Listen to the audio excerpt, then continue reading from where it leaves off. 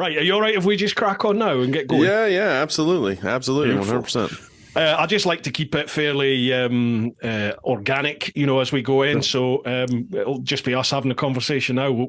We started basically. So, folks, Perfect. here's Brad. Brad, folks. Howdy. That's awesome. Right. Brad, I have to be brutally honest with you. I had not heard of you until Sure. about 2 or 3 weeks ago when Sure. you sent me a DM asking if I'd do this live stream.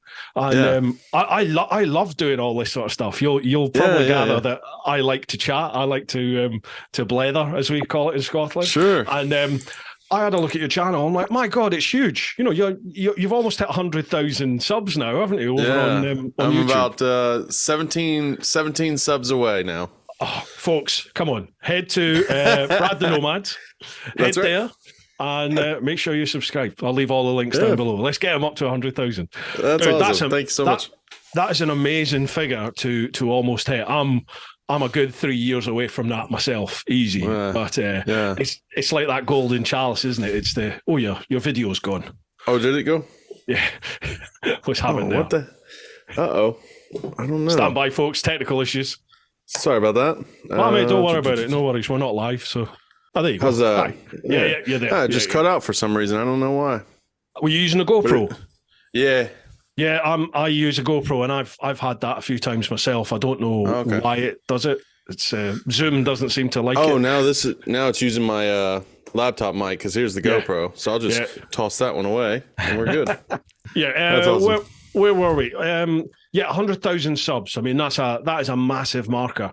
How long have you been doing YouTube? 2 months. What? Yeah, about 2 months. Yeah, dedicatedly about 2 months. I started in, I think, October last year, and then I was on a Honda Shadow, and I was kind of puttering around on that and creating content, not real, not anything with any like vibe or kind of pattern. I was just driving around, and that bike went down for a while, and then I got this Royal Enfield, and I was like, I wanted to give it a shot. I wanted to try and see if I could create something.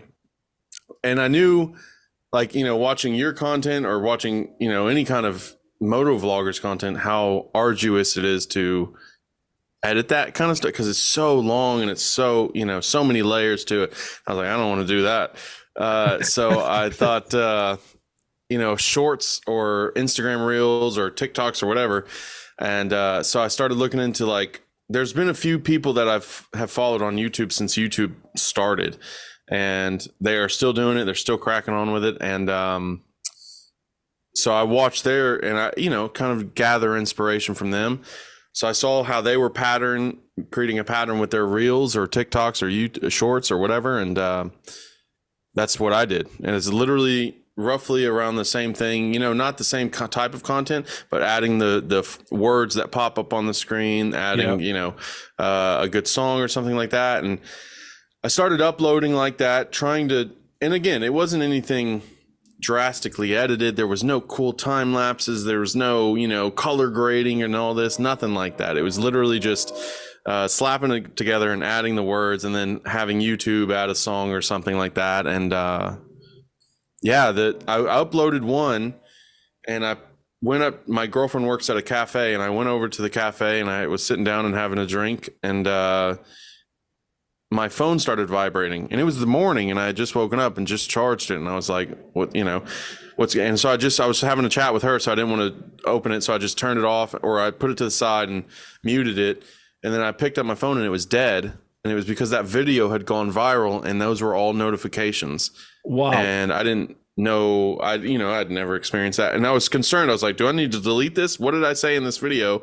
I didn't, something's wrong. And then I did it again and again and again. And each one of them would get like over 150,000 views easily. And I have no idea why. But then my Royal Enfield went down. My back tire went out, and then my front tire, I fixed that, and then my front tire went out.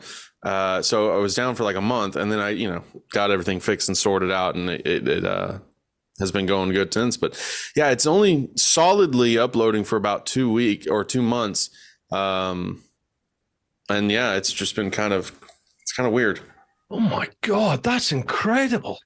That is incredible. Because It's weird. I noticed, obviously, you DM me on Instagram, so the Instagram content was the first thing I saw, and I could see you were doing loads of the reels, and obviously reels because of TikTok, reels are where it's at now, particularly on Instagram and shorts over on YouTube and Facebook. It's that short format content, isn't it? That seems to be 1 minute. Like in the 1 minute ones don't do very well. They watch maybe 75% of it, but then if I do it at 48 seconds, for some reason, it's always like 90% watched or something like that. So it's odd. I've tried to pinpoint it, but I still have no idea what's going on. I've noticed that because I've done a couple of shorter ones, and the shorter ones, like as you just said there, between sort of 30 odd seconds and 40, 45 seconds, 48, as you just said, they seem to get way more views than the minute long ones. And I'm still in this long form content frame of mind. And I'm like, how the hell do I condense this down to like not even a minute, but less than a minute? You're like, how'd you do that? It's not possible, but it is possible, isn't it? And you just have to be brutal with it. How do you go about with the editing process? Coming from I say coming from as if I've done this for years and years and years and got all this experience, but which is not the case. I could be 100% wrong about this, but like understanding what I've been doing as far as editing goes, for me, it's been, I don't want any quiet points in the video. I don't want no silences. I want chatting going on the whole time. Because I feel like quiet points are boring for that, because when you're scrolling on Reels, TikTok, YouTube Shorts, your attention span is navigated to swipe, swipe, swipe. You're not going to stick. So making sure the beginning is kind of unique or funny or something like that. And so like the other day, I saw, and me and my girlfriend were talking about this. I saw an onion on the ground, and I was like, watch, I will make that onion the beginning of my video. I saw that. And on YouTube, it sure enough got over 100K views. And I was like, this is so dumb. I have no idea what's going on. But it's stupid. But I'm very thankful, and I've got to meet a lot of cool people from it. But yeah, I don't know. And so with the editing, like it's just, I do it through Premiere Pro. And I mean, it's not like I have a big fancy setup. I have the GoPro, and then I have a purple mic that goes into my helmet, and that's it. And the purple mic, I think, is like $20 on Amazon, and it gets really good sound on just for being that cheap. So I just cutting down anywhere from 15 minutes to make that like just a 1 minute video it's not too challenging, because there's only certain times I talk, and I know there's certain things I need to put in the video. So those things are already done, picking up the food, dropping it off, those things. But there are certain times I'm like, oh, I have no idea what I'm supposed to, especially on a bad day, like if I'm having a bad mood or something like that, and I have no idea what I'm supposed to say. It's pushing it, but or interacting with the public. Interacting with the public was the biggest thing. And somebody actually messaged me, and they were from, I think, Switzerland, I want to say. I could be wrong about that. And they were like, it's just amazing to see your culture. And I'm like, what do you mean? Oh yeah, I guess it is different for, it's a weird thing where, but yeah, so interacting with the public is huge. Those videos always do very well. And I just try to make sure the edit is, and I don't stress about it. I just try to make sure that it's fun, it's quick, and it has plenty of chops to it. It's not too hard. But Wa-cha-cha, I believe you call it, isn't it? Yeah, wa-cha-cha, man. I have no idea why it's a thing now, but I didn't mean for that to become a catchphrase. But yeah, absolutely. People have latched onto it. It's been fun. Folks, those of you listening or watching, honestly, head over to the channel right now. There'll be links down below. Head over to the channel, whether it's YouTube or Instagram, and just watch some of these vids. They're addictive. I mean, I don't know if it's because I'm like an old man. Well, old man, I'm 46. But this sort of new, like TikTok and everything like that, it's alien. It's alien to me. And I've spent 10 years on YouTube doing long form content where, you know, it was in the early days, it was like you aspired to get like not film quality, but you know what I mean? You really wanted good high production quality. Well, I did. But that just doesn't seem to matter at all anymore. No. Like even in long form content, and I'd go as far as to say long form content seems to be dwindling a lot at the moment on YouTube. Everybody I know with channels is really suffering with low subs and low views. And it seems to be since YouTube started pushing the shorts. And it's like, is long form going to carry on? Is it going to survive? And so I started doing these little shorts, and coming from my sort of background, I find it really tough to be brutal in the edit. And like I'll have 5 or 6 hours on a timeline, and I have to struggle to get that down to 15, 20 minutes. And you're like, now you've got to try and get it down to like, well, less than a minute now. It's nuts. There was a YouTube channel that I used to watch, and it was like the theory, the like psychological aspects of YouTube and how videos work. And like, if you look at very famous vloggers, and that's what this channel would do, is look at famous vloggers or famous content creators, and they would go, psychologically, why does this work? And there was a few of them that I watched over the years, and one of them would always open up his video with a mission, and by the end of the video, he had that mission completed. So that was my theory with these shorts, was starting it off, letting you know that there's going to be a potential for delivery, and then by the end of it, more often than not, there's a delivery. And that seems to be like, because you get that weird I don't know the right word, but where you're living vicariously through me to go, oh, now I've done these, now I've gone on this adventure, now I've done this. I mean, the same reason why I watch your content is, you know, I've never had the chance so far to travel and see these great spectacle of places that you visited, and you know, so vicariously I absolutely, and it also is like the coolest thing because you get to see other cultures through different eyes, and so you know, but yeah, I don't understand it at all. And like, I know that YouTube just started like to push it even more, especially here in the States, because in the States, the government just passed like a legislation to ban TikTok completely.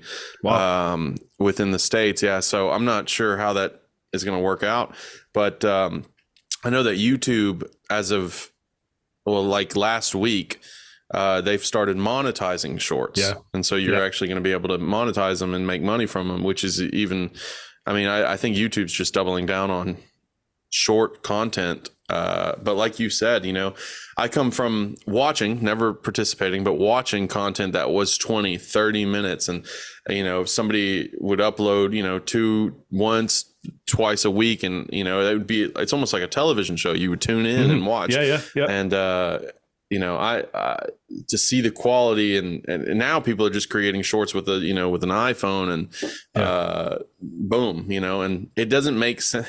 I don't understand it at all. I have no idea what's going on. I'm just happy to be here.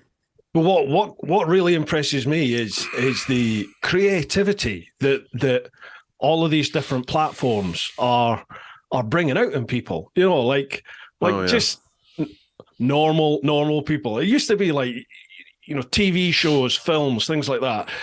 Those creative minds behind it, they almost, to me, they seemed like a breed apart. You know, I'd look at some film content and TV content, and I'd just be in awe at it and think, that's incredible. You know, like when you start digging into like the editing behind it, and just the cinematography that's involved in it, and even things like color grading and everything like that. I just think that's amazing. I could never do that. And then yet now, God, there's 7, 8, 9, 10-year-old kids who are creating these incredible bits of content, as you said, on their phone, just with anything, you know, with anything as a backstory to it. It's crazy. It's interesting what you said there about TikTok, because I don't know if you follow Joe Rogan. I'm a big Joe Rogan sometimes listener. I listen to all. Obviously, he's moved to your great state of Texas now as well, isn't he? Up in Austin, along with most of California, I think. That's right. Yeah, but there's a lot of them. I get that impression. but I've heard through him and the guests that he's had on his podcasts about the security issues with TikTok, and I wasn't aware of any of that. I started a TikTok account just because everybody was on it, and it was like, I guess I better have a presence on TikTok, but I don't really use it anymore because I'm like, Jesus, what you've agreed to with TikTok, they basically got access to everything on your phone, haven't they? Yeah, cameras, absolutely. everything, your biometrics. You can check. Yeah, they can look into, and that's what you're agreeing to because it's like their service agreement. I think somebody did a comparison on the service agreement with TikTok and the service agreement with Instagram. Instagram, I think, was like 180 pages, and TikTok's was like 1,000 and something pages, and it was just ridiculous. And and so with me, it was, and like I have a decent following on TikTok. But I just don't enjoy it. Like, I don't enjoy it. I don't, like, I try to comment back. I make a purpose of commenting back on YouTube and Instagram. Like, I very much try to get to everybody, but TikTok is just a different monster entirely. And it might be just because that age gap of, younger generation, that's their app that they go to, over YouTube and over, but yeah, the agreement that you're making for them to literally look at every single little detail of that phone and have access to it is kind of bizarre. And it is worrisome. If I had, a good amount of money or like some kind of bigger presence, I might be more concerned. But for me, that's the way I took it, was like, I'm not anybody special right now. So I mean, it's not too bad, but it is weird. And I try not to post on it as much, and the community isn't as nice on TikTok as it is YouTube or Instagram. Instagram and YouTube, I feel like, genuinely, especially as far as this goes, the beginning stage is just a lot of nice people. Everybody's so welcoming and warm, and you get a dickhead every now and then that's just having a bad day or what have you. But some of those comments that are mean, God, they're so funny. And but they're just so, like, there was this one, and he was like, I can't remember. It was like somewhere around I think he commented, and he was like, all that work for $2. And I was like, and I was listening to a book at the time called The Zen Art of Motorcycle Maintenance. I don't know if you've ever read that one. I've not read it. I've heard of it. It's very, very good. And but I was in this almost like pretentious mindset where I was like, I wanted to say something and be fancy and be like, maybe I could make this guy, he's clearly having a bad day, I can make it a better day. So I was like, well, in the Zen Art of Motorcycle Maintenance, it says that you are, the destination is not as important as blah, blah, blah, blah, blah. So I comment this. And it's a very well thought out, to me, it was well thought out paragraph of a reply. And his comment was literally just in return was, I hope you die on your bike. And it just made me laugh so much. And like, it was because it was just so funny. It was so mean and so funny all at once. But yeah. I've had my fair share of trolls. As you said, I think the vast majority of people who are involved in my channel on most platforms are very supportive, and they're a great bunch, and they really have sort of got around me. Because after I went full time, when I left my previous job and went full time, it really felt like my community sort of got around me and were like, right, we'll get you through this. So I owe them everything for that. But as you said, you get the odd dickhead, don't you? And I have bit back a few times before. Oh, yeah. And, sometimes you're like, yes, have that. Like you get up on them, don't you? And you're like, yeah, have that. And then other times, like you said, they just come back with stuff, and you're like, I've got nothing. I can't come back on that. Touche. Yeah, well done. Yeah, yep, well done. I mean, yeah, it was great. Sometimes it is weird. Go ahead. No, please go. It is, what I was going to say is it is weird sometimes because, like, we get, I got a comment the other day, and it was about police, and it was this big, it was a huge comment, and it was about, they were anti-police, and they were anti this, that, and the other, and it was a huge comment, and I was like, what did I show in this video? I couldn't remember. It was a video I posted like a week ago or something, and I was like, what the hell did I put in this video? And literally nothing to do with anything this person commented. I was like, what? And so that's what I commented back. I was like, I have no idea what you're talking about. And they again wrote this big article, and I was like, what is going on? And so it is interesting, but the vast majority is just overwhelming positivity. Like, I posted my first YouTube video today, and some guy from Switzerland gave me a super thanks donation of like $10, and I was like, what? Wow. That's and it may like. The video going out was exciting enough, but to have some, and it's, it's not life-changing amount, but it is the fact that it was just given, and it was just, it's kind of nuts. And I'm incredibly grateful. And I'm glad I found myself this warm little corner of people, like, just like that, are so kind and friendly, because I don't know if I'd do it if I was if they were mean, like, all the time, you know what I mean? Like, it wouldn't be fun. I wouldn't participate in it. I think I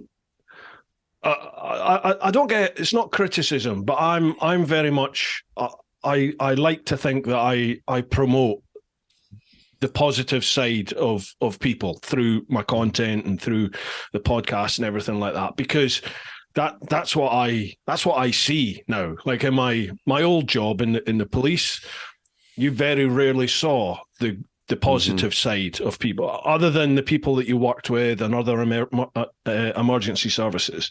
You very rarely saw the good in humanity. You were always dealing with the bad side of it, or the consequences of the bad side of it. And that very much started to have a negative impact on me as a person. And I could feel that I was becoming very desensitized to a lot of things, and I was becoming very withdrawn from anyone who wasn't in my world. Like my work colleagues and my immediate friends, even my family to an extent. I would just socialize with the people I felt sort of secure with, and like my work colleagues became my family. And you see that in the military, you see that in all emergency services. So stepping out of that world and going traveling, really, it was very hard initially to step out of my normal world and start relying on total strangers, because I didn't trust anybody. Yeah, I was going to ask. Yeah, but you quickly realize almost everybody, anywhere in the world, and I say this all the time on this podcast, so I'm sorry if I'm boring some of the listeners. No. But we're all the same. No matter what language you speak, we discussed this on your live stream, didn't we? No matter what language you speak, no matter what faith you follow, no matter what country you call home, everybody, almost to a T, is the same. Everyone is just out to look after their family. They want a nice, quiet life, getting on with their thing. And if a stranger needs help, or anyone needs help, most people will offer that help, however, whatever form that takes, whether it's a simple I'll just stand here with you, or it's an offer of some food or some shelter, or actual physical help with whatever issue you have. And it really did me the power of good for that. And I hope that now, through my own content, I'm promoting that and pushing that out to other people who maybe were a bit like me before. And it's nice to see that you're experiencing that as well. It's not just me and my pink and fluffy head that I'm thinking of now these days. You actually experience it as well. Yeah, it's kind of like, first I want to say you do absolutely promote that, and you watching, like, it wasn't until my girl's father told me about this Scotsman that traveled the world, and I was like, well, send me his YouTube. And so we sat down and watched probably 4 or 5 of your videos, and it's, you just feel good. It's like you promote good feelings, and there's no stress about them. And even during kind of, even I know that first trip and those first videos, in the videos you seem very kind of relaxed and enjoying and having fun, and it's this amazing thing. And then I'm reading through your book now, and I'm like, and then you see, oh yeah, well, behind the scenes, shit was rough sometimes, and it was a hard thing to get, especially it being such a major trip. And so kudos to you, man, because it's a heck of a thing. And I my version of that is, I run into somebody who's a little mean or in a bad mood or on the road, somebody cuts me off, and everybody in the comment section is like, he's so nice, he's so kind, he's always positive. It's like, this is a 1 minute video. I've edited 30 minutes of me cussing out other drivers as they flew past me, so it's great. And it is a warm place to be, but I definitely get encouraged from watching content like yours and seeing it. And, Rick, my girl's dad, wants to certainly travel. Like, we looked up chicken strips tours the other day, and we were looking at your French Alps tour, and we were like, oh, maybe that's pretty good, man. And so because that's the goal. Like, if you can, it's not about the money. It's about, like, if you can do what you love to do and make a living from it, even if it's not making you rich, it's still the best version of your life that you can have.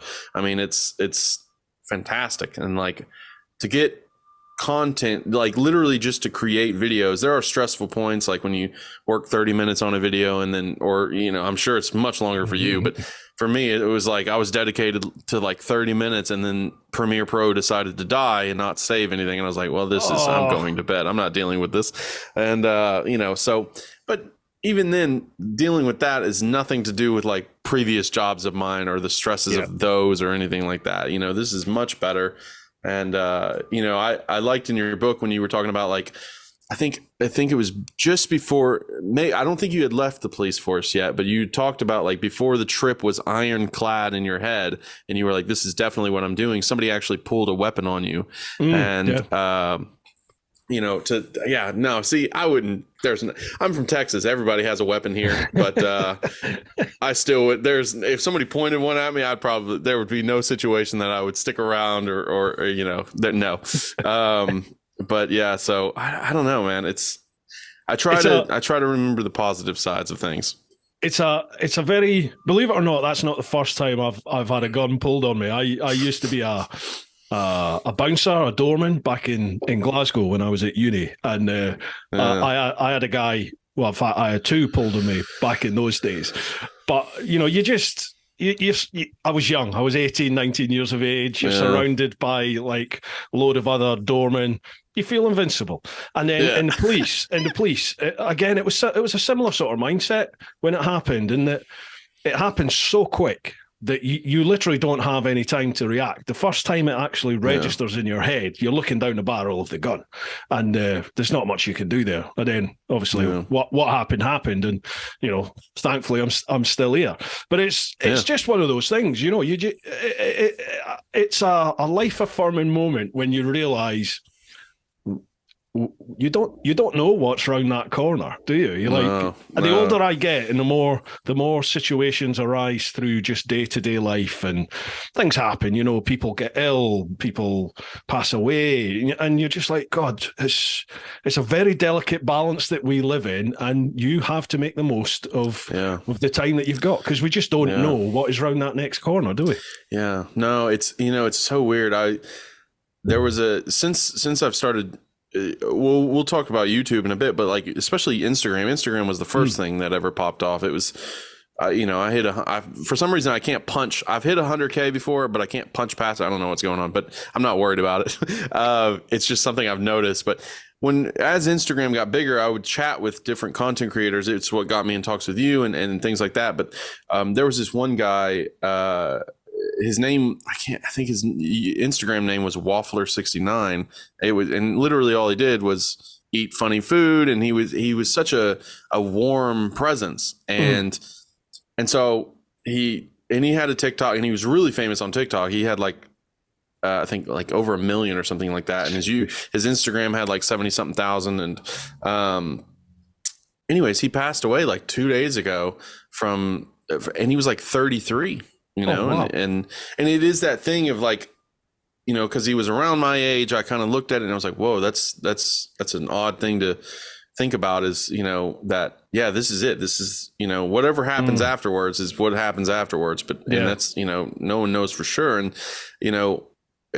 but this as of right now, this is what we got. And, and he brought so much joy to everybody else. And you can, especially his little fan base and his community, you can certainly feel the sadness around him. But like, yeah, it was just, it's a weird thing to understand that, you know, and that's what kind of changed me. I was doing a job with the city, local government, and I was ditch digging. Like it was the highest paying job I could get in this city, you know, and it was around the time I met Mackenzie, and you know, I was like, oh, this is it. So I moved out to Conroe, where I'm at now. And you know, so I look around for job to job, and I'm trying to find something good. And you know, I found out the local government was paying the highest out of all the little area around here, and it was ditch digging. And it was the worst job I've ever done in my life. It was so stupid. The people were the worst people I've ever known. They were like, this is the government. And so in my head, I'm like, everybody's on their P's and Q's. No, not at all. They are the worst people. It was horrible. They were just racist and they were mean and vicious with what they said, and which was fine. You know, it was a bunch of men working around each other. It was good, but it was annoying at a certain point, and they would just give you a hard time, especially if you were bottom of the totem pole. You were treated like crap for a long time, and but you know, and I was treated like crap because, you know, my skin color wasn't the right shade of what they want. It was a weird thing because they wanted Hispanic people, because Hispanic people work harder than white people. And so and I had never been exposed to that. And I was like, wow, this is odd. This is a weird thing. And, but it was weird, and I hated it. And I remember they were teaching you how to, we had just got done re-asphalting a road, and that asphalt comes out at like 400 degrees. It's hot, and you can only do it in the summertime. And the summertimes here are like 110 degrees. And so we just got done, and they were teaching me how to drive this dump truck, and they were like, pull it forward, and I was like, okay. So I pulled it forward, and they were like, reverse it, and I didn't get it the exact right way, and they were like, all right, do it again, dumbass. And I was like, okay. And so I pulled it forward, and I went to reverse it, but as soon as I put it in reverse, I was like, no, I can't do this. And so I got out of the truck, and it was like an epiphany. And I left, and I was like, and they were like, where are you going? I was like, home. And they were like, what? And I was like, yeah, I can't deal with y'all. Yeah, it was weird, but it worked out so far. There was a few years of struggling. I opened up a coffee stand, and that was going well. And then it was just a nightmare. It's literally just the local government was involved in every single aspect. It was horrendous. It was the worst experience, but you know, I loved creating the drinks for the people, like, because that's what I did. I would just make great coffee, but yeah, and I got to meet some amazing people from it. But as far as like the local city government, they were just the worst people. They were it was like what you think a politician is, like, especially up high, you're like, okay, all of them are scummy. And then I'm like, oh yeah, but the ones on the bottom where we are too, they're just the same. Like they're not, they're all the same people. Power corrupts, man. It's very true. You give somebody a little bit of power, and it often has bad implications on their character, for sure. Yeah. Right. As you just said there, you did a premiere today of your first sort of long form video on YouTube. Mm-hmm. I watched it, man. It was good. I was wondering. Oh, thanks very much. I was thinking to myself, how are you going to take that short form content where it's like bang, bang, bang, as you said, there's no dull moments for that, you know, less than a minute long content. How are you going to transpose that across into, you know, well, it's a 10-minute vid, isn't it? 10-minute, yeah. You did it really well. You did it really well. Thanks very much. It totally kept my attention the whole way through. Thank you very much. Is that the plan now? That is for me. That is the plan. I'm gonna aim for. It's so funny. I had like 3 hours worth of video, and I was like, man, this is gonna be a 20-minute video. I'm so excited. And then I was editing. I was like, oh, this is 10 minutes. And I was pushing for 10 minutes. And because I wanted it to flow, I wanted to have this, because I've edited before. I have when I was like, I think I was 21, and there was like this basically another epiphany of a moment where I was like, I loved YouTube. I've loved YouTube for years, especially the content creators. And there was this one guy I liked. His name was Philip DeFranco, and he would do news and things like that on YouTube. And he's been an OG, like he's been around forever. And I knew he was out in LA, and I knew they had interns. And so I told my mom, I was like, I'm going out to LA. I want to get an internship with Phil. She's like, all right, good luck. And I was like, okay. So I ended up flying out to LA, staying at the YMCA. It was like a men's home where really, really poor people stayed, and that was me. And it was a men's home, and you just got a room, and it was a shared, like everything else was shared. You just got a bed and a dresser. And I stayed out there, and I started looking into this Philip thing, and because I was young, I didn't know I should actually try to iron out all these details. No, I had no idea. So I was just like, boom, I'm doing it. And so you just turned up without making contact with him? None. And luckily he was doing hiring, and he has a whole company, like it's a whole thing now. And well, it was, I don't know if it is now still. It might have tuned it down a bit, but he had this website that he posted on his Twitter that they were hiring interns, and the website was called Intern Sushi. And if you posted a video rather than just write in, if you posted a video, then you were guaranteed an interview. And I was like, all right. So I was sitting inside of the YMCA in the men's home. I put up my iPhone. I'm like, my name's Brad, blah, blah, blah, blah, blah. This is what I want to do, yada, yada, yada.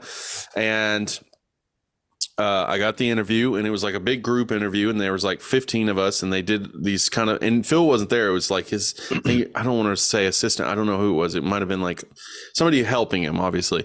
And she was there, and it was at this kind of office building, and they did like these kind of psychological questions that were like to gauge if you could work well with a group and stuff like that. And I got notification or an email the next day that, I'd got the internship, and I would be working Monday, Wednesday, Friday. And at the time, when we first got the internship, it was an unpaid internship. Right. So, no money. But I was, of course, it's this guy, I've watched his content for years. I would love to help create this video. And so as an intern, you kind of do piddly things. You don't really do much. You cut comments out to put them in a basket, because they had this video on there that was where they would pull comments out of a hat, and they would answer the questions. And but I fell in love with watching the editors, because these guys edit every single day. And he posts, especially back then, there was 3 companies under him. There was his company, there was one called SourceFed, and then he was starting another one called SourceFed Nerd. And they would post videos every single day. So he had an editing bay in his office. It was a big building in Studio City.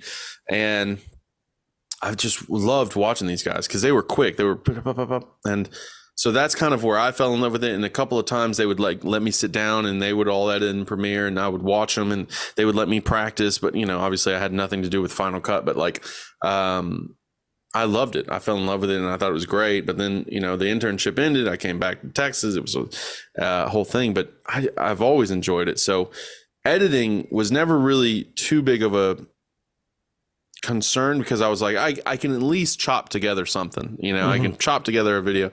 But it is that thing of like the first full length one, coming from 1 minute videos and trying to stretch it out to 10 minutes or 15 minutes, or something like you, where it's 20 minutes. I'm like, God, man, this is a challenge. It's much, and especially because I'm using a MacBook Air, and like I got to 7 minutes yesterday in Premiere Pro, and the MacBook just would not push past it. It would not go past 7 minutes. It was too much RAM or too many. Yeah, it was way too powerful. And because the footage I record on is, it was 4K. The GoPro can go up to 5K. It was 4K that I was filming at. And then when I quit that, because the MacBook would not handle it, and then I went down to 2.7. And that was okay. But then, at 7 minutes, I had to compress the file to a 1080p file. Otherwise, it wouldn't do anything. It would not, it would literally just freeze, and it would take a long while. Yep. There you go. My camera's gone now. That makes me feel much better. It's done this again now. I don't know why the GoPros are doing that. I don't know. Yeah, it's literally, it's just not registering the GoPro anymore. Let me pull that out. That's weird. Right, okay, No then. worries. So we're on this one now. Hi. There we go. It's all this full one, production. yeah, this one's proper cropped in now, isn't it? Yeah, Let me try and turn that a little bit. There we go. There we go. That's a bit better. Sorry for the folks that are listening. We're having some camera issues. No worries. Yeah, you're saying there about the edit. Like I am a painfully slow editor, and I don't know.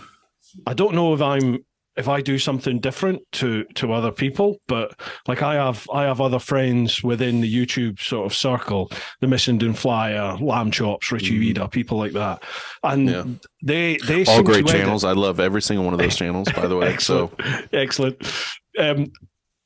Yeah, they all seem to edit so much quicker than I do. Like I'm editing a video at the moment, and I'm on I think this is the 6th day of editing it, and it's I don't know how I could do it any quicker, but it's just taking an age. It just takes forever. Like I should have had the video out today, and it's going to be tomorrow, if not Sunday, Monday, I think, realistically, before this video's done.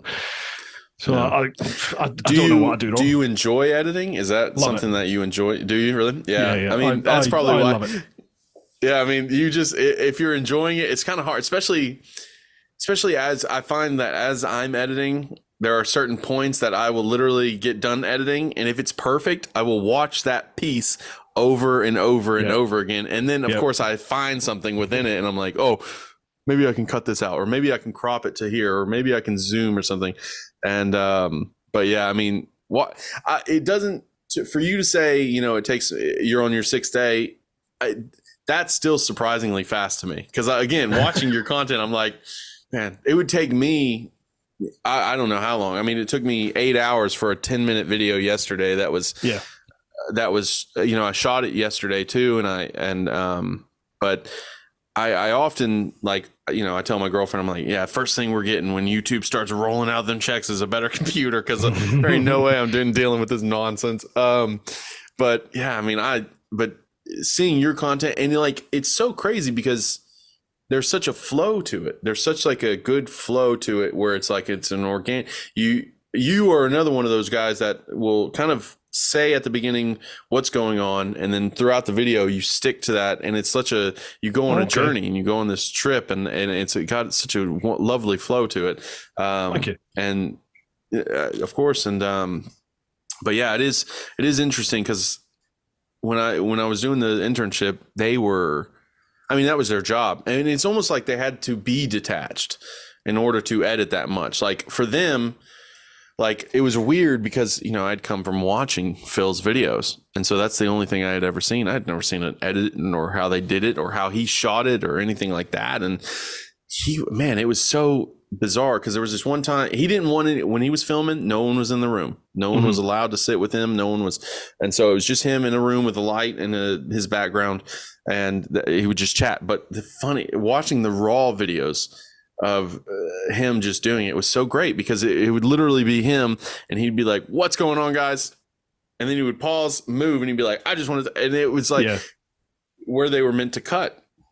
And for those guys, they would just go tut, tut, tut, tut, tut, tut, and then they would overlay different graphics and stuff like that. And the biggest part was understanding what was copyright free, what they could use, and there was like a program they would input everything at the end of before uploading. Now YouTube does it, but this was before YouTube would check for copyrights before you posted. And yeah, so it was amazing to watch the workflow. And I think that kind of sped up my editing, was understanding that I can't almost be OCD about it, to where it's like, rewatch this, and then you just got, nope, tuck it, you're done, move on. I commit that cardinal sin of, they all say that, don't they? Don't keep rewatching. And I do. I'll rewatch from the start, because I really want to make sure it flows. But you know what it's like when you edit. I'll end up watching something, I don't know, 30, 40 times throughout the course of the day. So in fact, that's probably rubbish. It's probably double that. You're constantly rewatching. And if it's a 10, 20 minute vid, that's 30 times 20 minutes. It's just, it's not good.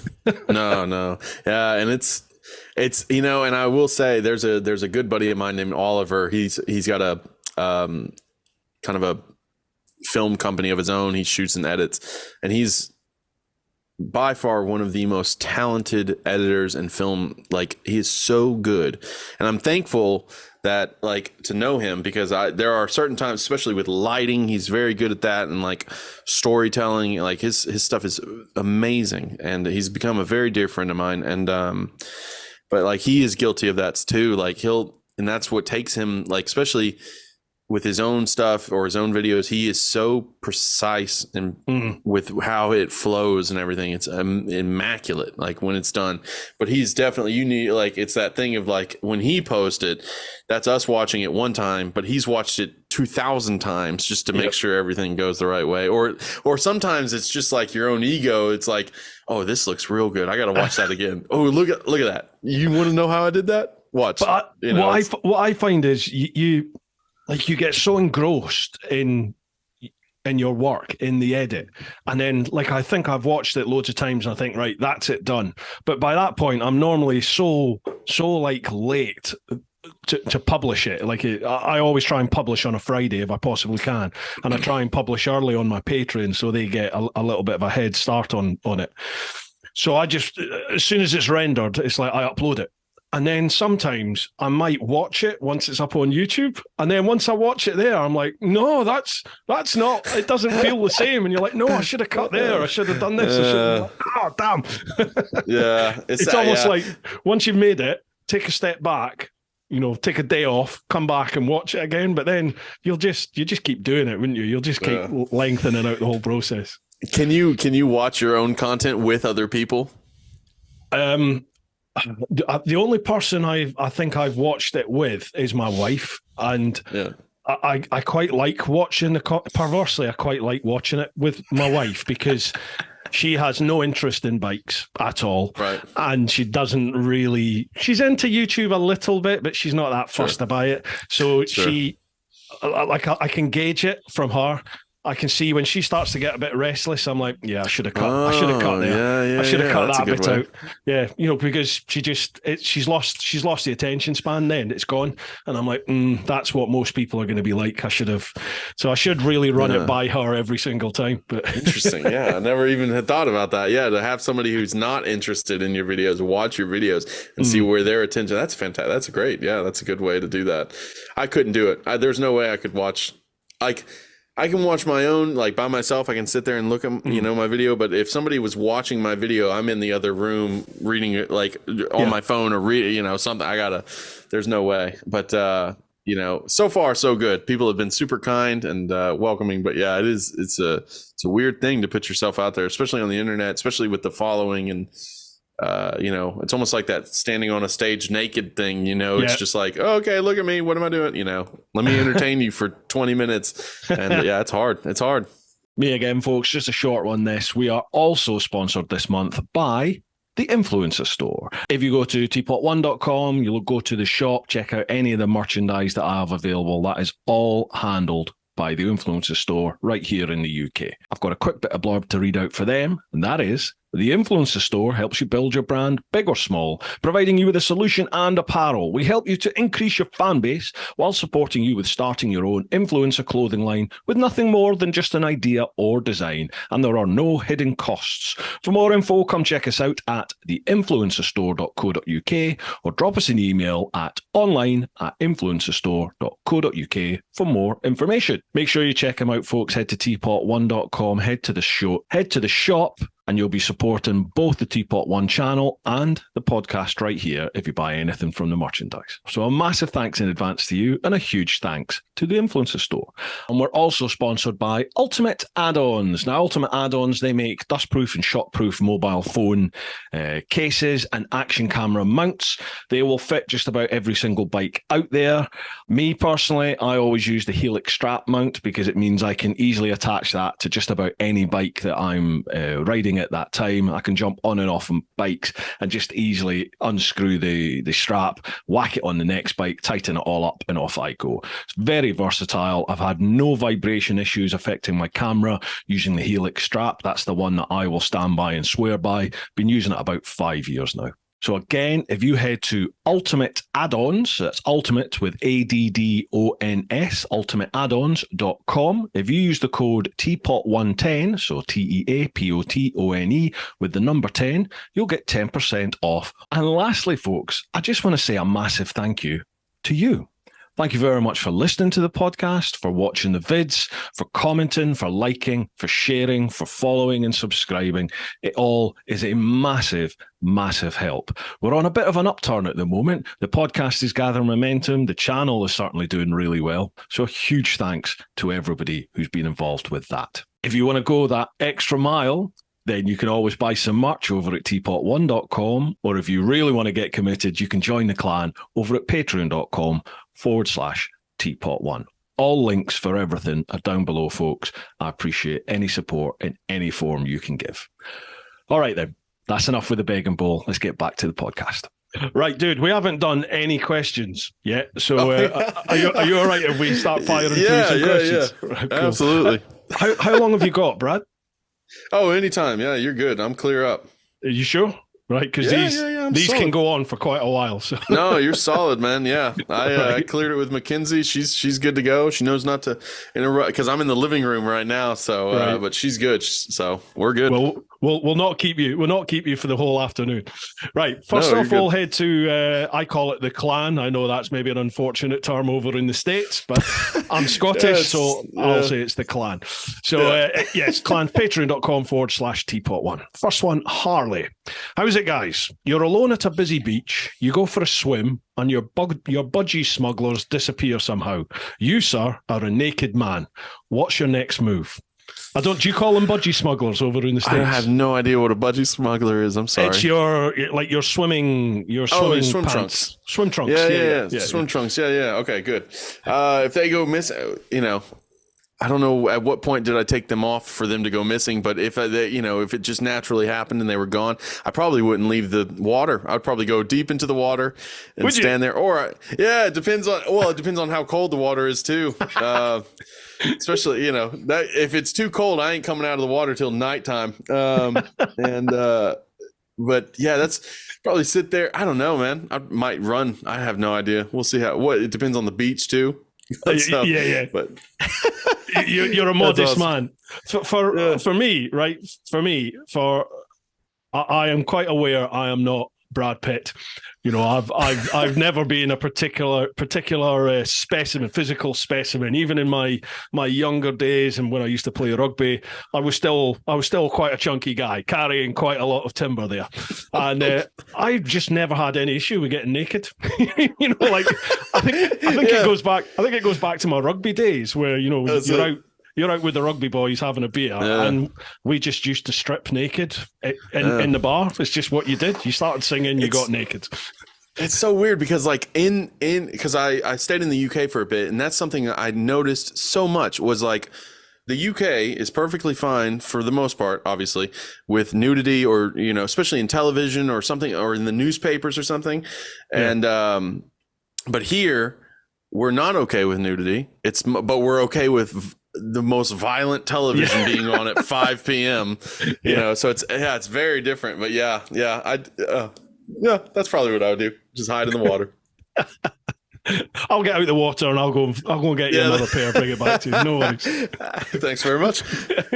Right, cheers, Harley, for that one. Next one, Charlie Callard. Evening all. Hope you're all fit and well. All good, thank you, Charlie. So my question, if you could have anyone design and build your custom bike, who would it be? Mine would be Bruce McQuiston from Moto Studio in Miami. Keep them shiny side up, guys, and safe travels. Right. Anyone design and build you a custom bike? I quite like the ARC bikes from Keanu. I know it's Keanu Reeves that owns the company. I don't know if he's the designer. I know his partner tends to be the designer. But yeah, those ARC bikes are just insane looking. And they're all, custom made with each and every one. And, I foolishly one day looked them up and I was like, maybe one day I'll be able to, because motorcycles aren't cheap, but they're cheaper than a new car for the most part. Yep. And So I was like, yeah, let me look at this. I can afford this one day. And no, they were like 90 grand. And I was like, probably, no, I'm not dealing with that. But if he was very nice enough to just gift me one, yeah, absolutely. They are beautiful, beautiful bikes. Mate, if the old YouTube keeps going the way it's going, the checks will start coming in, especially now shorts are monetized.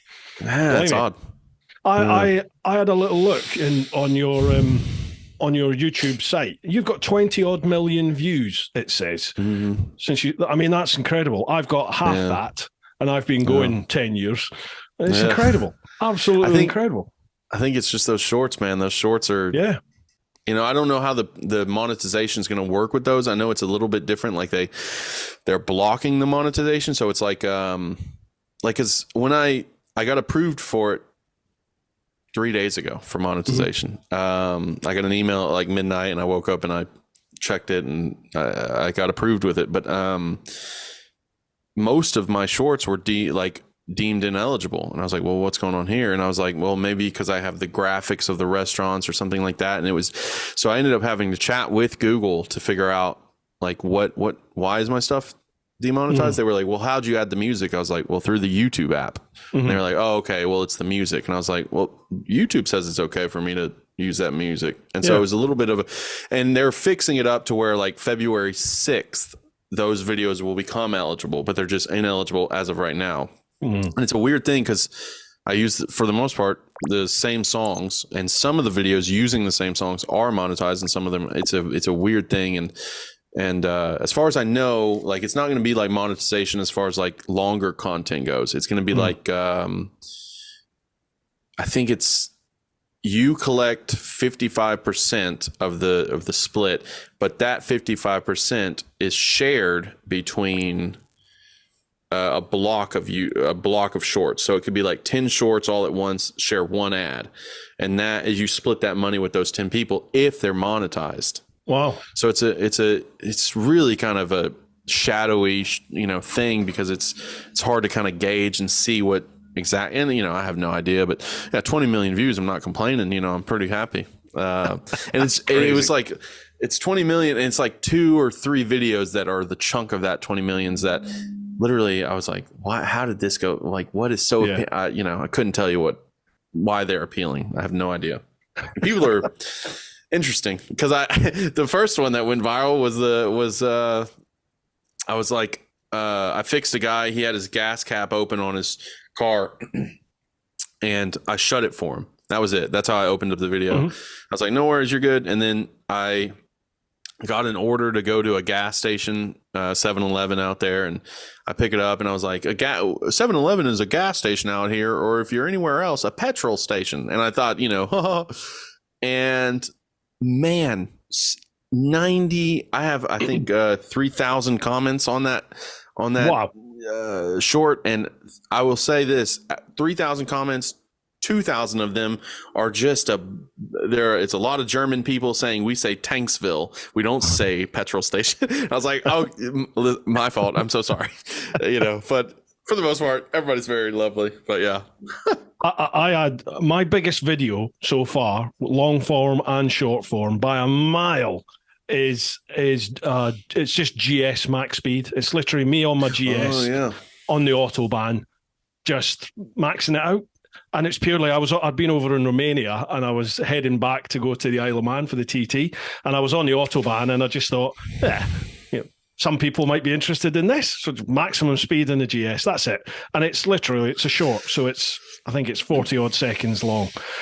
And that has got over 500,000 views. Just that. And most of it is people going, I think I get to 139 mile an hour. Yeah, 139 is they're limited. The GSs are limited. They won't go quicker. And you have some people going, well, my GS does 145. Like bollocks. It's limited. It will not go above that. Yeah. But then you get most of the views are like, it's 139 kilometers an hour. That's, my 125 will go quicker than that. That's most of it, and it's like, it's miles per hour. It's bloody miles per hour. That's always fun. I think for me, if I could have anyone design and build, I had a chap on the podcast called Jody from a company called Thornton 100, and they do custom build Triumphs. and they are a work of art. They are absolutely stunning. So I think, yeah, if I hit the jackpot, I'd be straight on the blower to Jodie and saying, right, yeah, I'll have to get that name from you for that. Yeah, it's beautiful. absolutely. Thornton 100, they're called. Thornton 100. Okay, yeah. Absolutely. Right, cheers for that one, Charlie. Next one, Carl Dutz, Rideouts. Hi, Bruce. Hi, Brad. My questions are, who's your favourite moto vlogger and who's your favourite non-moto vlogger? Oh, right. That's a good one. It is a good one. I will say TeapotOne is my no, absolutely. I got to be honest with you.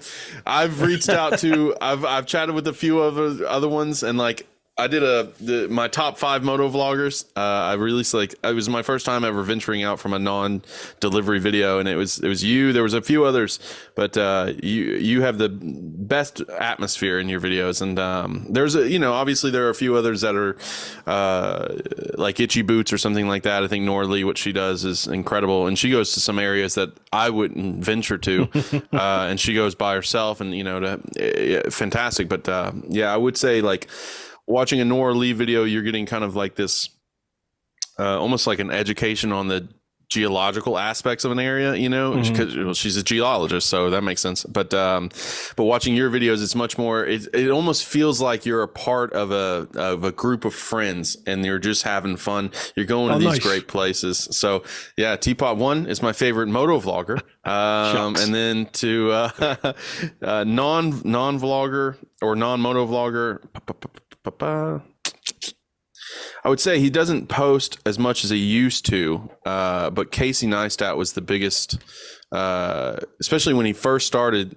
That's when I found him, is when he first started posting daily videos, and it was just it was incredible. He did these great things with the camera, and he pushed the realm of editing, and he did fantastic. Like, his videos were fun and quippy, and he was the one that always started his videos out with a mission, and by the end of it you completed it, and they were I don't know, it was great. And I wish he posted more, but obviously, like, I watched an interview with him, and he said that it was taking a toll on his marriage, and like it was in his friendships and stuff like that, because his videos took a long time to edit. But yeah, so he was probably my favorite. I'm trying to think. I don't watch many non-moto vloggers now, because I like to see different areas and travel. Like, that's the appeal of the moto vlog, is to see and travel different destinations. But yeah, so I would say Casey is my favorite non one. But yeah, I'm with you on that. Casey's what got me into YouTube properly. I'd done the videos for the world trip, but for me, once the trip was done, that was it. That was YouTube finished. Why would I be on YouTube anymore? And then sort of 2016, I started watching the Casey Neistat vids, and they were just addictive, weren't they? They were all 6 to 8 minutes long, and it was, as you said, it just grabbed your attention straight away, and he held you there for pretty much the whole video, to the extent where I'd just binge watch all his vids. Yeah. Sometimes I'd watch vids again, even though I'd seen them before. I'd be like, I love that one. I'll watch it again. And it was daily, but even daily wasn't enough, was it? Because you're like, I want more. Oh, no.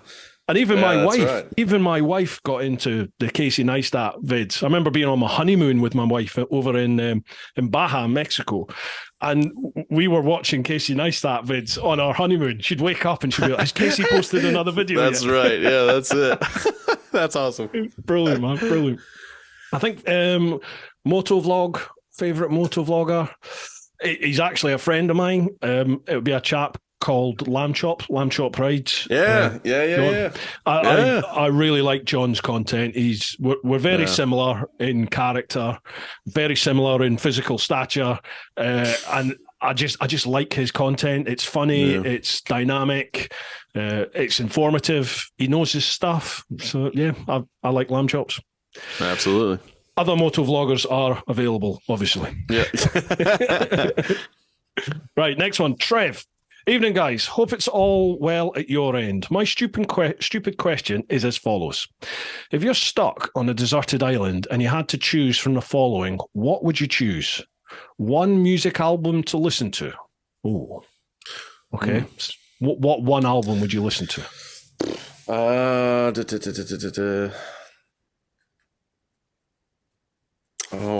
I gotta get the name of the album, but it would be the Rolling Stones. The one with oh my goodness, Rolling Stones. I can't think of the name of the album, but it was the one with oh my god. Of course I'm going blank now, aren't I? Yeah, I know. On the spot. Yeah, hold on. Pause 1 second. The Rolling Stones. What would we do without Google? I'm telling you, man. I would assume, in all honesty, if I didn't have Google, I would probably have a better memory. But it's true, though, isn't it? Like back in the day, before the internet, you had to remember all this stuff. Oh yeah, yeah. Phone numbers. Yeah. If you told me, if it outside of my mom and my girlfriend, if you were to ask me a person's phone number that was close to me, a good friend, I would pull this out immediately. I do not even know my own wife's phone number. How bad is that? I've got no idea. Yeah. Sorry, wife. It's called Beggar's Banquet. It was released in '68, and that was the one with Symphony for the Devil. I love that song so much. Yeah, that's awesome. That is an awesome song. Awesome song. Cool. Album for me, what would it be? I'll do like Foo Fighters. I think it would just have to be Best of Foo Fighters. Yeah. Or what's the one I've just got into just now? I like a bit of Stevie Ray Vaughan. I do like that. Yeah. I like a bit of that. That would do me. Foo Fighters, I'd be happy. There's this great renaissance of country music coming back now, where it's like there's so because I grew up in Texas, so obviously that was the number one thing we listened to, and so there was a certain you got George Strait or somebody, these legends that would tell these great stories within the songs, and then they went through like this kind of shit phase of like just people. It was almost like pandering to the blue collar person here, and it was just nonsense music basically. But now there's like guys like Tyler Childers, I think that's the way you say it, and his songs they're almost like a harken back to the great country music of days. And there's a few other artists that are definitely. There's one guy that sounds just like Johnny Cash, and his songs are really extremely well written the same way. And so I'm happy about that too. But yeah, Tyler Childers, his recent gospel album is really, really good. I love it. Do you know, country seems to be having a bit of a movement over here in the UK as well. There's always been a bit of an underground country scene in the UK, particularly up in the Midlands of England and Scotland as well. But it seems to be becoming a bit more mainstream over here as well. I like a bit of country. I've got to admit. Yeah. It's good. It's good feeling too. Makes you want to hop on a horse and drink a beer with your buds. Absolutely. Do you know? I've been over to the States quite a few times, and obviously on the big trip, I crossed right over the States and went all over, and I felt an affinity with the South. With Texas, South Carolina, Georgia, all these sorts of places. I just felt at home. I don't know why, but I just really felt home there. It's a weird thing because growing up, I didn't. You don't experience it. You don't kind of you don't appreciate it for what it is. And then I went out to LA and I was like, this is. I mean, I loved what I was doing because I was doing what I wanted to do. But man, the atmosphere was just a nightmare. The people were not like and I don't know if they were not friendly or it wasn't just that. It was just a different vibe. And then when I went to the UK, I stayed in Bournemouth and a couple of other spots, but primarily Bournemouth. And I was like, this is different. It was great. I loved it. Is everyone 90 years of age? Yeah. Yeah, that was yep. That's exactly yep. And but it was very different, but it was so funny. As I was stayed over there, I would listen, and I hadn't listened to country music in a long time. I was like, there's other music out there, and like kind of as you do when you're growing up, you kind of the only thing you can think of is getting away or moving on from home. And then when you finally do, you're like, so I would listen to country music while I was over there, and it was such a warm, like it's so warm. It's like I don't know. It's great. But like, I also know that, when, like foreign people come from like, England, Scotland, Ireland, wherever they come from, for the most part, the South is very welcoming, and it's also like that cultural thing. It's so cool, and it's in its own right. I love it. I love being from here. During the summer, it's a little annoying to be from here because it's just hot. But yeah, it's good. Yeah, I could definitely see me living, Texas, that sort of area. Yeah, I loved it. Really did like the South. Yeah. Right, so Trev has another question: Space Invaders or Pac-Man? Oh, I'll tell you this. We had my parents had a Pac-Man arcade, so I'll have to go with Pac-Man because that was in the house. So Pac-Man for me. Space Invaders for me. There you Definitely. go. Yeah. Next one, he says, lifetime supply of crisps, which are chips in America. Obviously, we call them crisps over here, or chocolate. So chips or chocolate? Oh, yeah. I like a good chip, man. A good chip. I enjoy chocolate, but man, a good bag of chips, lifetime supply, I'm good to go. I mean, it probably neither one would be good for you, but either way. No. I am a total chocoholic. I have such a sweet tooth. Yeah. Oh, I'm terrible. I will eat myself into a coma with chocolate. When you eat so much chocolate that you just have to lie down and go to sleep. That's terrible. Yeah, that's terrible. This last one: any one person to keep you company, not your other half or family member. So you can only have one other person with you. Who would it be? Interesting. Not a family member or your partner.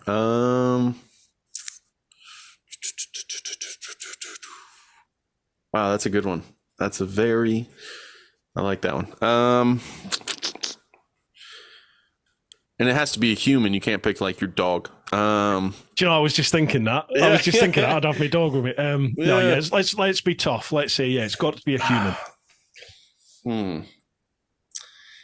I suppose I would want it to be somebody who could actually hold a conversation and like chat, because it would be boring if they were just that would be cool to like, I'd probably go and call back to earlier, go with Joe Rogan, because you could talk about anything for hours. And then, if it came down to it and you needed to survive, like something happened, more than likely you'd be okay if you were with him, because he probably knows everything about survival. So I'd go with him.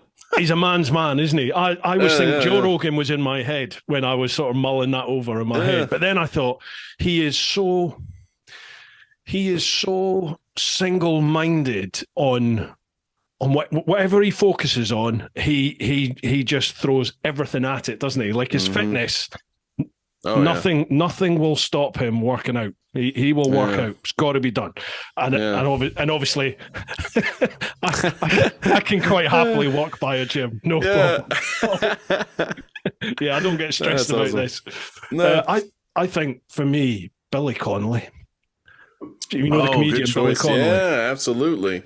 Just a funny guy and quite an open soul. I think Billy Connolly. It was so funny because when I was 17, I was a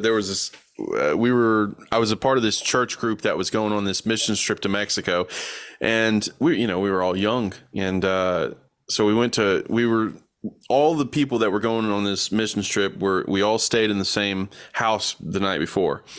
And we went to Walmart and we were looking for movies and stuff like that. And there was this movie that I had heard a lot about, but never seen. And it was, this is before you go on a mission trip, spreading the word of God. And so we bought the Boondock Saints, and we were like, this is a great movie. And it introduced me to him. And I was like, man, this is a different, I love this guy. And then for years, I didn't see him it wasn't somebody that I latched onto. And then I started, when I went over to the UK, and then kind of afterwards and before a little bit, I would look up British kind of comedians or something like that. And man, his stuff was so good. And like you said, that soul, that's a great choice. I love that. That's fantastic.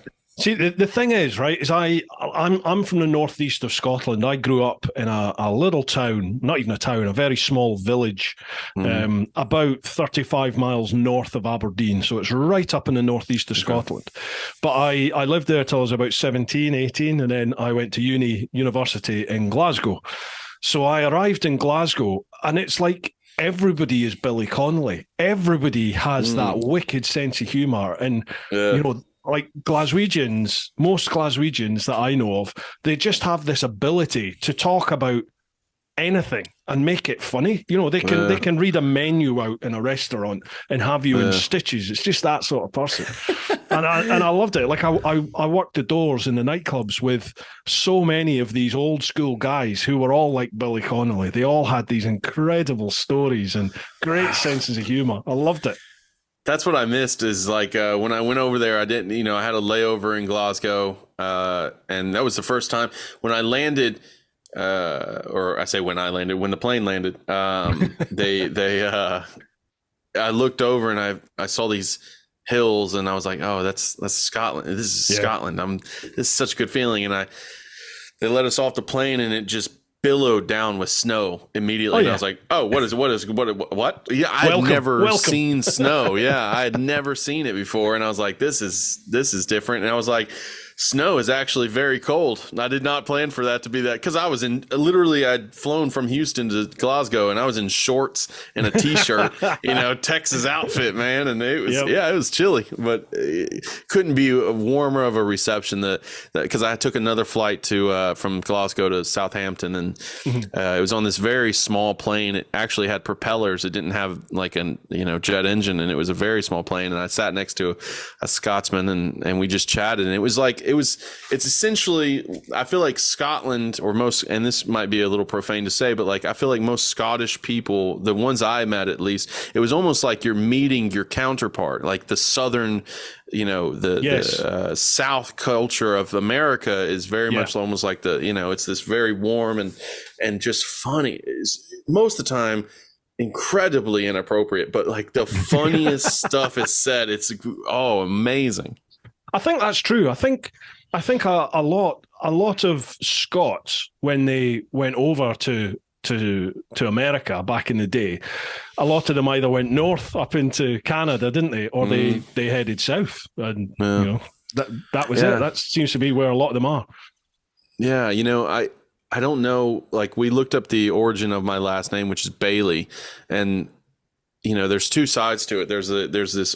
And I read this book. It was a book at an airport, and I had this long layover when I was there, and it was the book of famous Scottish clans, and there was like the clan of Bailey, and I was like, oh, this. So I don't know if that's true, and that's where I like my bloodline hearkened from. But I've chose it as my blood. Like I was this is the best. Yeah, this is fantastic. And but there was, especially back in the day. I think like I say back in the day. I mean, you go over to England or Scotland or anywhere over there. Back in the day, it's like 1400s, but back in the day here is like 100 years ago. But there were so many diverse cultures. My grandfather and my grandmother who adopted my mom, they had passed away about 4 years ago, but their last name was Boggy, Bhee, and they were from, or his grandfather immigrated from the Czech Republic. Wow. And there was this, in the town they stayed in was a very, very small town in Texas. And I'm talking, this town is one road with one shop and the gas station is in a different town. There's no, there's nothing in this town, but that's where a lot of Czech Republic people moved and immigrated to. And it's just, Texas is, I feel like very welcoming to most, for the most part. Californians are always debatable, but like for the most part. Is it true what like Joe Rogan's always talking about this, how Austin, it is Texas, but it's not Texas. It's absolutely. It's like the blue state of Texas. Austin, is that right? Absolutely. Yeah. It depends on, especially, your political stance, especially in the States. I don't know how it is everywhere else, but I do know in the States it's almost fighting words, which way you lean. And you're like, to me, I feel like a lot of, I don't know, I don't want to speak for a generation, but like in my generation, especially, it's, you could be really political, and that opinion of yours is what should be law. You know what I mean? And that's how you look at it. And for me, I'm like, I don't want to pay you that much money. That's the only thing I care about. Don't take that much money away from me. Yeah. You know, but yeah, for what he said is absolutely right. Austin is it's very different. It's a fun town. It's lots of pubs and clubs, and it's fantastic, but it's very different. You know, there's a famous saying, it's, you know, keep Austin weird is the town slogan, you know? So, and it is very different. A lot of Democratic people live over there, and, you know, you get sprinkles of Democrats throughout Texas. But this is a, you know, very, very red state. Because people really drastically underestimate the size of Texas. Yeah. And I posted this in the video where it's like, you know, Texas is huge. You know, Austin it's a you know, big city, but then Texas is massive. If I got on my motorcycle and rode 12 hours west, I'm still only about halfway through. Like, it's a huge state. That is crazy. Yeah, it's nuts. And there's, you know, hill country, which is beautiful. Texas hill country is some of the best riding. It's beautiful. There's this road up there called Twisted Sisters. It's a famous road here in the States. It's I think it's got 192 twists inside of 5 miles. Like, it's incredible. Yeah, it's nuts. There, you know, so hill country's great, but then you go out west and it's just barren wasteland for miles, and, you know, you get Palo Duro Canyon and stuff. But so I want to travel, but man, it's a lot of hours on that bike just to get to anywhere around here. One of my striking memories of Texas was I was riding on the bike and I saw this great big billboard. I can't remember if I took a picture of it or not, but there was a massive billboard for this place that did 72-ounce steaks, and it basically said you got a free firearm if you could eat the steak. And I was like, what? You get a gun if you can eat the steak? Yeah. Welcome to Texas, man. This is my kind of town. Yeah. More than likely, that gun that they give you went and that's how they got that steak for you too. I mean, yeah, absolutely. Right. That's so awesome. Trev says, thanks to both. Look forward to what madness 2023 brings. Cheers, Trev. Same to you, pal. Thanks very much. Last one of the Patreon questions. Simon Lewis. Hey, Bruce and Brad. Love the video shorts, Brad, and of course yours, Bruce. So you're picking up all this food for everyone. What's the one meal you want picked up for you?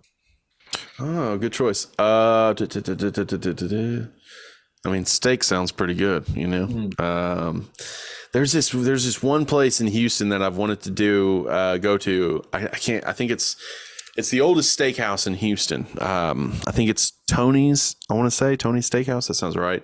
But they do like these dry aging steaks, and I've had a dry aged steak once and it was delicious, but these guys will dry age the steak for like 90 days. And it's like, you know, it's an art form, and it's Angus beef from North Texas. And so, I mean, it's fantastic, but yeah, that would be delicious. I don't know if it would be good. I might just go pick it up myself though. I don't know if I'd let anybody else travel with it.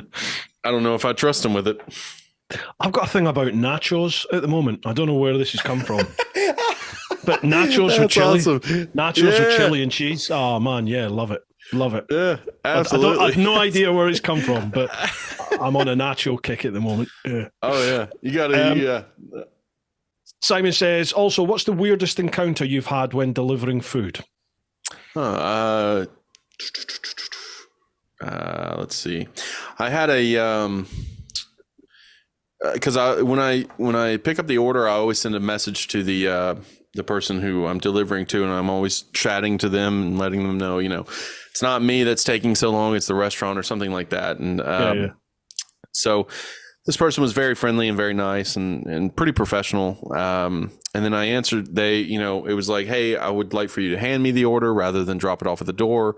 And again, that is up to the customer, how they want it to be handed. Most people want it at the door, but you know, every now and then maybe they got their food stolen or something and whatnot. But so I knocked on the door, and this gentleman opened the door, and he was like in a muumuu, but it was just like a very long shirt, just a little too short.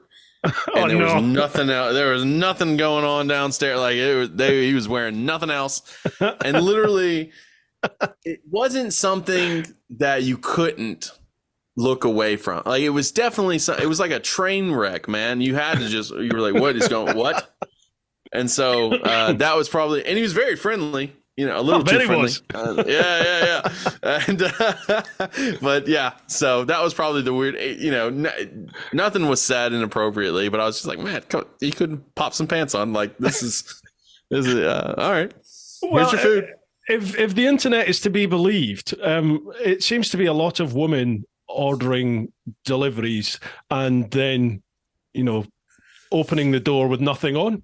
No, I got the opposite of that, man. No, I got the opposite. I got a man. Yeah, he's just, you know, hanging out there. One day, mate. One day. Yeah. We'll see. Yeah, we'll see how it goes. I got plenty of videos to make, and that's the thing. Is that was the. I try not to put the customer in the videos, just especially if I can see like they look at the camera and they're a little thrown off or something like that. For the most part, I will, but I'll try to, you know, angle it different. It doesn't matter, but yeah, I didn't have my camera on, and I would have absolutely 1,000% put him in the video, and I would have blurred everything, but I would have put him in the video. You expose me to that, I'm going to expose the world to that. Thank you very much. Absolutely. Yeah. Right, that's all the questions on Patreon. I think we've got one or two over on Instagram and Facebook. Are you okay to do that? Yeah. So I know that's nearly an hour and a half I've kept you, man. No worries. Thank you very much to everybody on Patreon and the clan there for your questions. Now we will go to Instagram. So that's at TeapotOne Insta. And obviously I'll leave all Brad's social links down below. Who have we got here? I think there's one on here. Yes, the VFR tourist.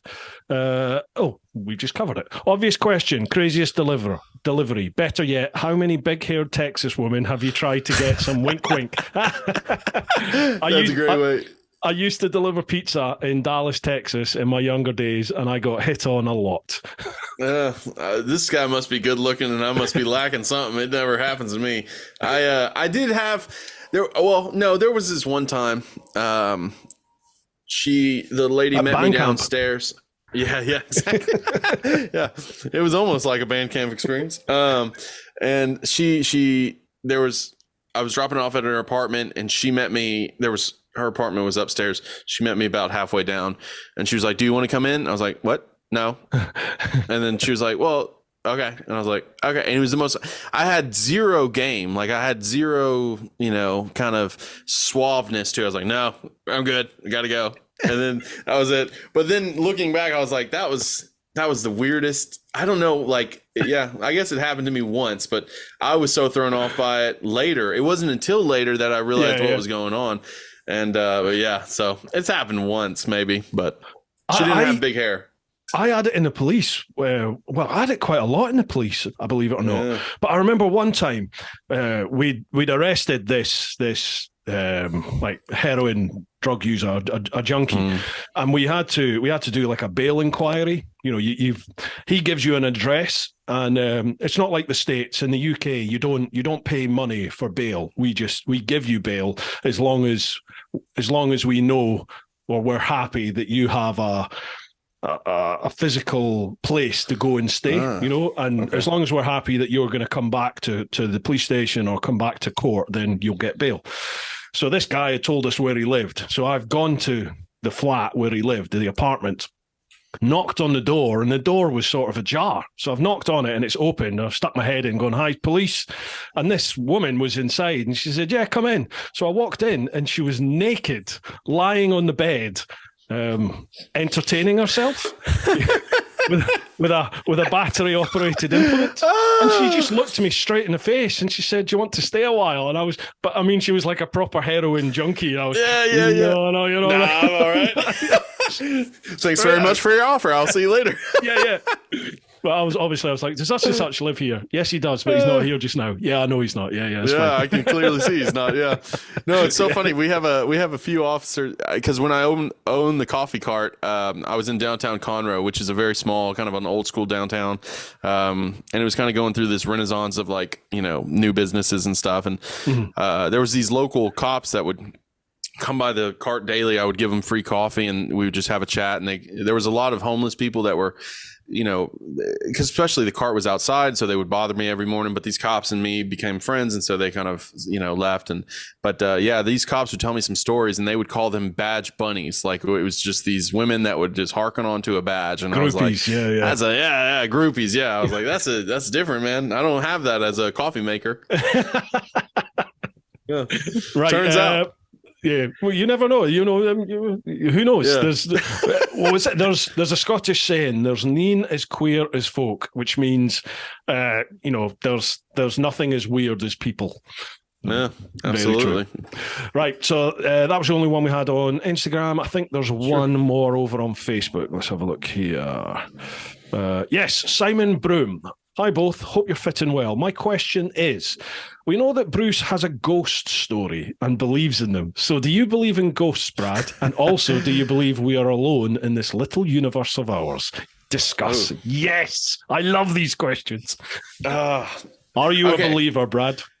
I'm a believer that we are not alone in the universe. I don't think we're alone in this universe. I think it's vastly too large. Mm-hmm. Like there's gotta, I don't know if it's like another humanoid thing, but, you know, even if it's like an amoeba, you know, just a small sign of life somewhere else. There's got to be, isn't there? There has to be. Absolutely. 1000%. As far as ghosts go, I have never personally had any kind of experience with them. I've been in scary places that were like spooky. You know, there was this, when I was growing up, there was this old mental hospital that had got closed down, and it was just an old abandoned building, and it was like a famous thing that high schoolers would do. It was like a rite of passage through high school that you would have to there was 3 stories to it, and you would have to walk the 3 stories, and then you would have to come back down, and it was of course at 1 a.m. or something like that. I don't know if it was the noise coming from the old creaky building, or it was my friend Keffer just giving me a hard time.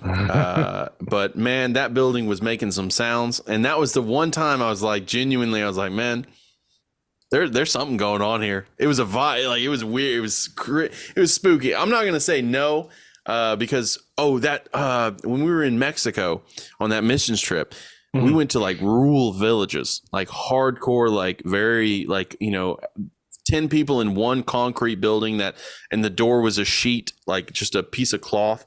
Yeah. And man, this lady came up to us and she was like, you know, it got translated and she was like, my husband is possessed. Like, you know, would you? And I was like, first of all, I came on this trip because I just wanted some good food. Like, I just wanted a quesadilla. I don't know anything about exorcisms or anything like that. And it got translated back. And then I was like, let me get my pastor. So my pastor came over and he's like, oh, yeah. And they went off on their own. And, you know, but I was like, what a weird, because no, I had never, you know, you think about like, and I was like, I don't know. I just never thought about it that way, to where it was like, this is reality. But when I went to the UK, same thing. I went into a pub. Now that I'm thinking about it, obviously I have had moments. But when I went to the UK, I went to a pub, and it was, I can't remember. It must have been near Bournemouth, but I don't think it was Bournemouth.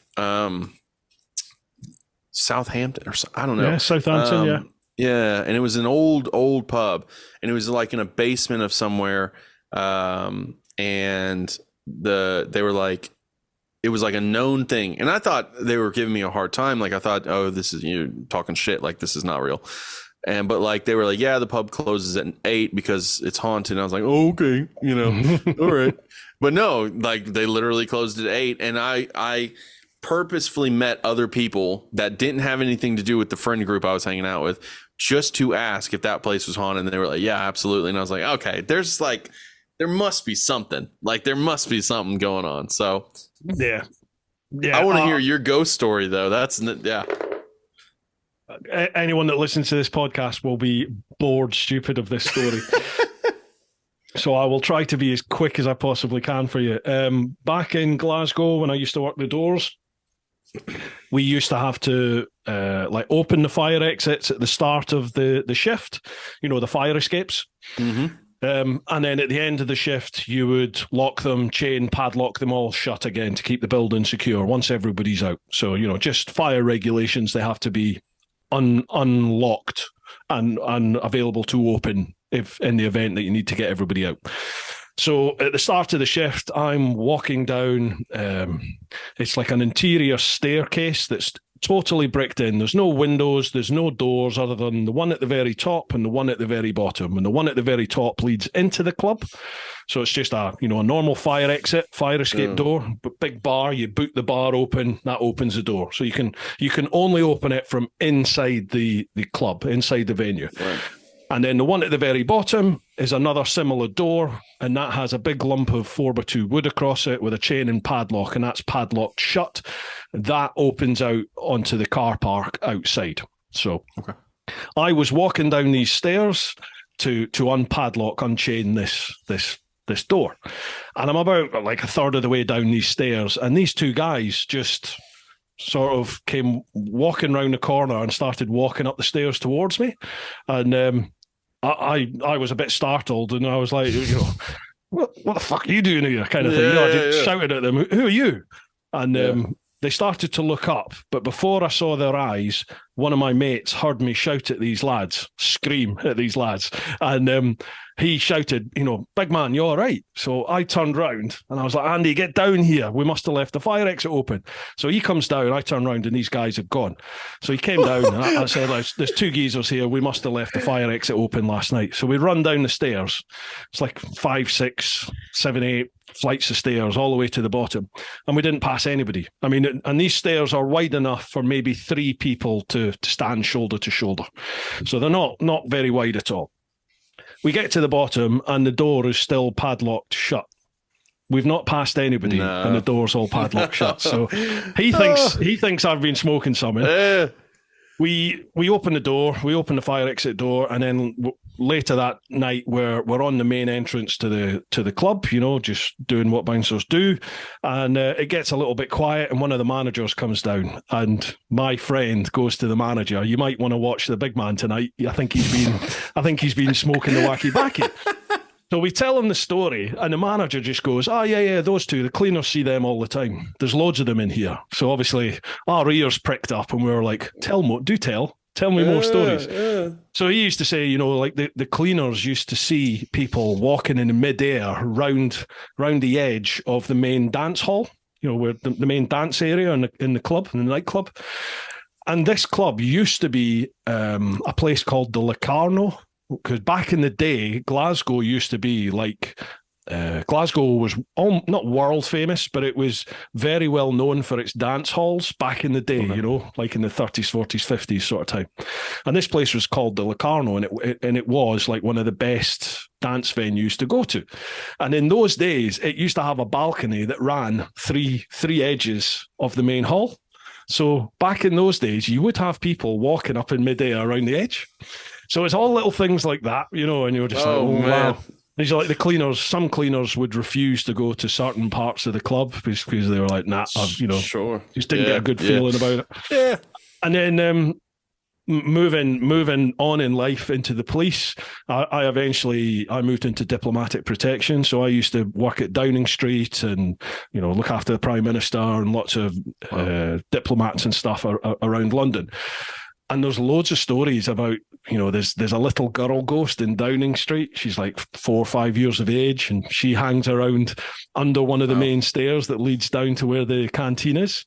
And she'll at night time she'll take you by the hand and just walk you downstairs. Wow. Loads of the guys had met her, and there's just loads of others. So I don't know if it hadn't happened to me. Yeah, I wouldn't know what to think of it. I would be very skeptical, but I can't explain what I saw. So I don't know what to make of it. Yeah, I'm glad you made a career change, though. You got a few ghosts coming to your life. I don't know if I would be dealing with that. Yeah, right. That wasn't on the resume. That is all our questions done. Sure. But before we call it quits, can I throw the floor open to you? Like, is there anything that you want to chat about? Is there anything you want to promote? Anything you want to say? Feel free. I know. My girlfriend's dad, Rick, who's a big fan. Hi, Rick. Hey, Rick, there you go. Shout out. He wanted to or tell you that, let me open this up. He said, hey, make sure you tell Teapot that if he is ever in Texas, he has a place to stay. So there you go. Rick, I'll take you up on that, man. If I come over that way, I'll give you a shout. Absolutely. There you go. Yeah. He'll take you. He's got a 1968 Ford Bronco, and he'll take you for a ride around the, he's got plenty of hunting land and stuff like that. It's good times. But promote, not really. I mean, just the YouTube channel, that's going now. That's my first crack at that. First crack at that. It's nearly 100,000 subscribers. It's first crack. You make me sick. I might have, let's see. I might have hit 100K on your podcast. Oh, come on. Perhaps. Yes. Let's see. Oh, look at this. 99999. No. Yeah, come on. One more. That's it. My mate Lamb Chop had that. He was sat at 9999 for so long, and in the end, I realized I had like a dormant account. I had a dormant YouTube account that I never used. So I was like, I wonder if I've subscribed. Yeah. So I went onto that. Hadn't subscribed, so I subscribed on it. Got him to the 100,000. I messaged him and went, "You're at 100,000," and literally as we went, "You're at 100,000." Somebody else unsubscribed, so it dropped again. Oh no, that's never. Yeah, that's awesome though. What a good friend though. I do. There are certain, like, especially as I was reading through your book, you do such a good, especially the first few chapters where before you leave for the trip, it's very well written to the point, like with the information and stuff like that. I gotta, just give you hats off to you for dealing with the sponsorships coming in and out and things like that, and dealing with that. Man, that is not something that would put a bad taste in my mouth so that is a question I had, is how you just kept pushing for it. Like, how do you, because I don't think I would have, I know it was this big thing because especially with your mom and everything like that, but yeah, I don't know if that's something I would have kept pushing for, just because I'm glad you did. Thanks. I'm a very stubborn person when I set my mind on something. I can let a lot of things go, and I can not really get involved in a lot of things. But when I do tune in on something, and it's happening in my head, it's happening, then that's it.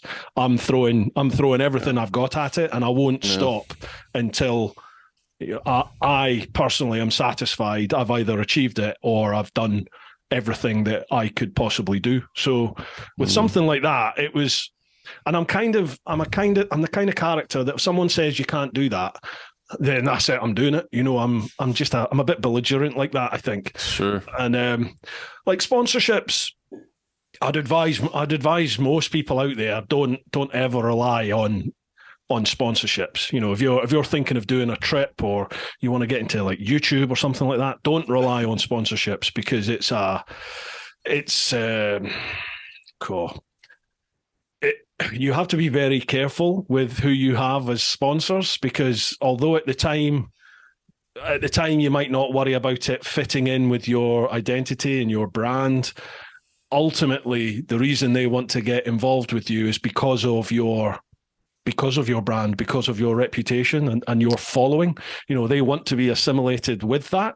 And I think now these days I am much more what's the word? We call it pernickety in Scotland. Like if someone approaches me about either a sponsored vid, which I very rarely do these days, or being a sponsor for the channel, I kind of look and I think to it, is this an appropriate fit for me and my brand? Like I get companies approaching me because they want me to promote a certain product, but I look at the product and I think either I don't think it's very good, or I look at it and think I don't think I would use that as a biker. So like, why can I won't promote something about if I'm not going to use it? So I just think I protect my brand much more now than maybe I did in the early days, because in the early days you're just like, anybody get involved, somebody show me some love here. But I'll just say, if you believe in something, just focus on it and make it happen.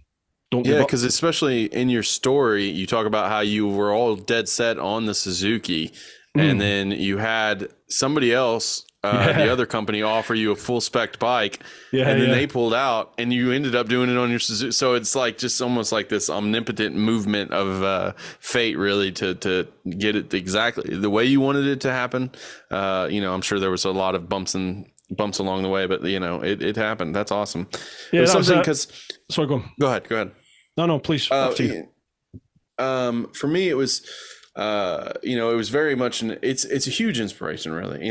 I've read a lot of, because if my ADHD allows me to read a good book, it's because, man, my attention, as you could probably tell through this podcast, it's like chasing rabbits, man. Honestly, not at all. I wouldn't have even noticed. I knew you had ADHD, but it's not had an impact in the conversation at all in the slightest. Cheers, good. That makes me. I'm finicky with just holding things, but yeah, thank you very much.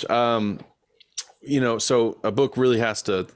There are certain books that I've read over a few years that are good, and I'll pop in, but very rarely do I not put a book down, and yours was one that I haven't put down because it's very real. It's a very honest story of and the fact that you can look at your YouTube channel, you can watch your travel from it's insane. It's really well done. But because I especially, I know Rick as well, who wants to travel on a bike, these great grand journeys, and it's something that I want to do, but I don't know.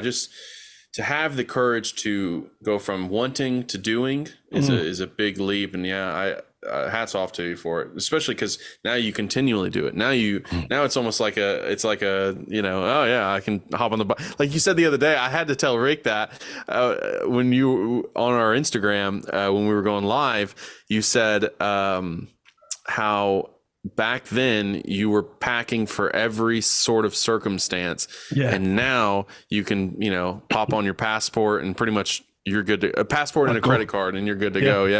And I told Rick that, and he was like, golly, man, that's some trust. I was like, man, yeah, that's and I know that's how he would be, and I would like to think around the same way of just packing for every circumstance, but it's not necessary. Genuinely, and I mean this 100%, and I know it's the same for. I've had so many other people on the podcast who've done great big world trips and amazing journeys that have been on. The hardest part is leaving. The hardest part is taking that first step, like stepping off the ship. That is the hardest bit. Just breaking away from your normality and going on the road. That's the hardest bit. And once you've done that, you're just riding a bike, man. There's nothing else to it. You're just riding a bike. That's it. Yeah, you can do it. You can do it. Easy, do it. No problems. I do. We are looking at the French Alps tour because that looks like something that would be immense fun. And, to get over there. That's going to be mega. That. Yeah, that's awesome. I would definitely say, especially for yourself coming from America, somewhere like Switzerland. Switzerland is just breathtaking. It's like it's like an artist has painted the country. It is out of this world. I still have to edit a trip I did there 2 years ago. That's another one that's in the list of vids that I have to edit. But that is amazing. But they're very hot on speeding in Switzerland, so you have to watch your speed. But it is breathtaking. Breathtaking. Yeah. Switched. Okay, adding that to the list. Right, nice one. Right, dudes. We better call that quits. I don't want to take up your whole afternoon, man. But thank you so much, Brad, for coming on. Thanks, folks. I'll leave all the links down below for all of Brad's socials for YouTube, for Instagram, TikTok. If you want to take your life in your hands, I'll leave it all down there. So please make sure you check it out. And if it's your thing, then subscribe, follow, like, share, do all the usual. Dude, Brad, thank you so much, mate. I wish you all the best. I'll continue to follow, and I'll keep in touch with you via the DMs and stuff like that. And hopefully one day either you'll come back over here or I'll come over there and we'll meet up. There we go. Thanks so much, Bruce, for having me. I really genuinely appreciate it. Thank you very much. It's been an absolute pleasure, man. Right, folks, hope you've enjoyed this one. Keep doing your thing. Get on out there whenever you can. Look after those that you love. But most importantly, live your life. Woo-ha! Dude, that was mega. Thank you so much, man.